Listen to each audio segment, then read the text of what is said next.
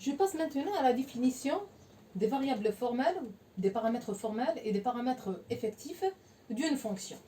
Qu'est-ce que ça veut dire? Les paramètres formels et les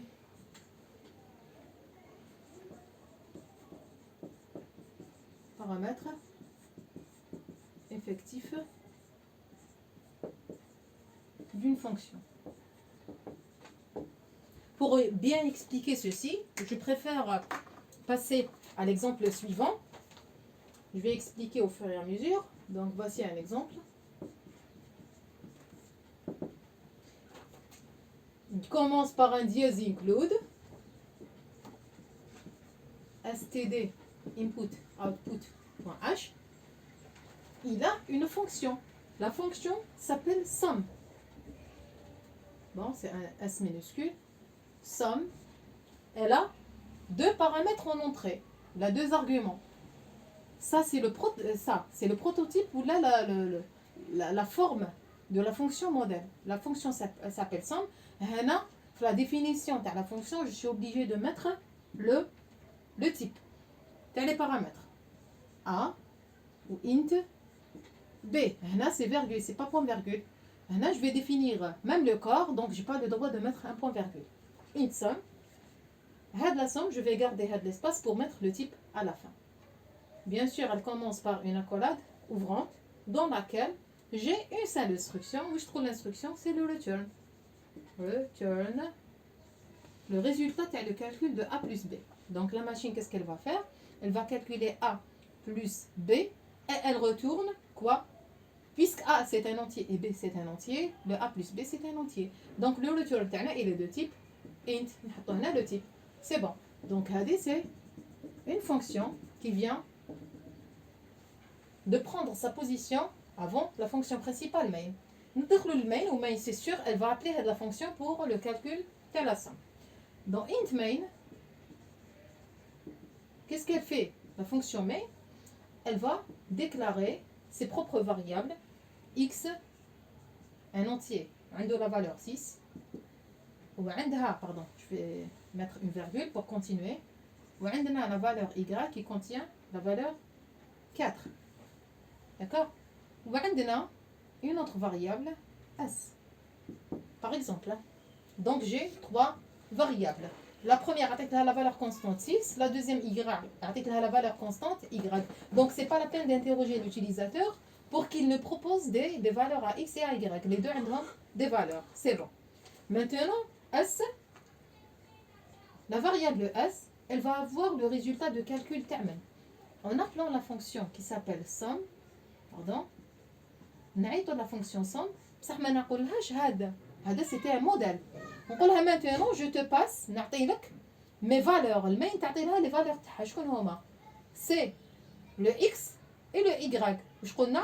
في لابيل داخل المين يتنحى le type. نقولها هاي لك x وهاوليك. Maintenant la fonction sum, qu'est-ce qu'elle va faire? Elle récupère la valeur de x puisqu'elle contient une valeur.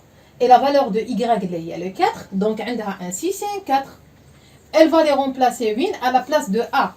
Elle va remplacer la valeur de x parce que j'ai la même position.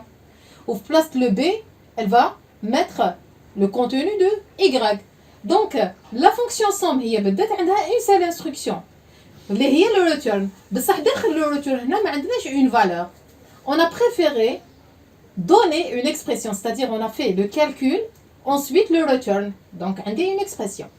Fait A plus B, en appelant la fonction sum avec x, y, qu'est-ce qu'elle va faire sum? Elle va faire 6 plus 4. Alors, le return, le 6 plus 4, c'est la valeur 10. Limen ta'tiha la fonction main. Main, on a belé. Sum, elle est de type entier, donc elle va retourner un entier. C'est pour ça on a déclaré S comme entier. لازم ياخد le même type. Donc le S تاعنا, il va récupérer quelle valeur? La valeur de calcul تاع somme. Il y a A plus B, les place تاعها X plus Y, ou les normalement les valeurs c'est 6 plus 4. S راح يكون عندها la valeur 10. D'accord? Pour vérifier ceci, واش نديرو? On va afficher printf la somme est نجيبوا la somme c'est من S و S il est de type D نجيبوه من la variable S. Je ferme le int main avec un return 0 et je ferme le programme. C'est la première possibilité. On peut ne pas déclarer S. Parce que le printf, il permet l'accès S. Il permet de réaliser un calcul ici, comme il permet d'appeler la fonction somme ici. En appelant la fonction somme, au lieu de mettre un S reçoit, je vais appeler carrément la fonction somme ici, avec les paramètres X et Y. Je vais enlever la ligne, maintenant. J'enlève le S, donc j'ai deux variables qui contiennent deux valeurs. Printf, elle va afficher le message et elle attend un résultat. Le résultat, au lieu de le récupérer من S, les derniers tout à l'heure, qu'est-ce qu'on va faire? On va dire à la fonction printf, tu récupères l'entier من l'appel تاع somme. Pardon.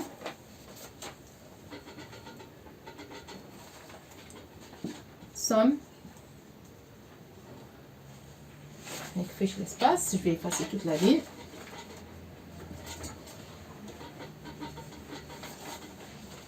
Donc, je mets un printf. La somme est 1%D. منين نجيبوه من الريزولتا دابيل تاع لا فونكسيون somme مي بصح ماشي A et B. A et B ماشي معروفين. المين هي اللي تعطي لها X et Y.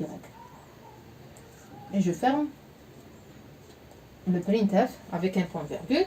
Je ferme la fonction main avec un return 0.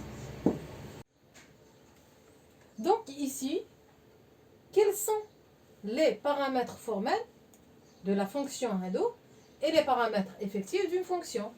Les paramètres formels, les variables ou les arguments proposés dans le modèle. Donc, qui mêle A ou le B. C'est des variables modèles. On les appelle les paramètres ou les arguments formels. C'est pour la forme.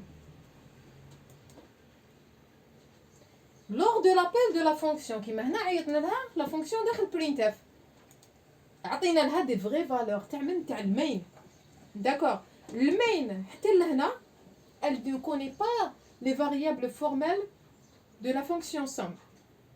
Lors de l'appel de la fonction somme, le main, elle passe ses valeurs ou ses paramètres اللي هما le x ou le y اللي تكون تعرفهم المين. لهنايا في l'appel ما نعاودش نعيط لها ب A ou le B parce que le A et le B n'existent pas ici. نعيط لها ce qu'on appelle هذوما les variables qui contiennent des valeurs qui sont connues par le main, نسموهم les paramètres effectifs. Donc, c'était la définition des paramètres formels et effectifs à travers cet exemple.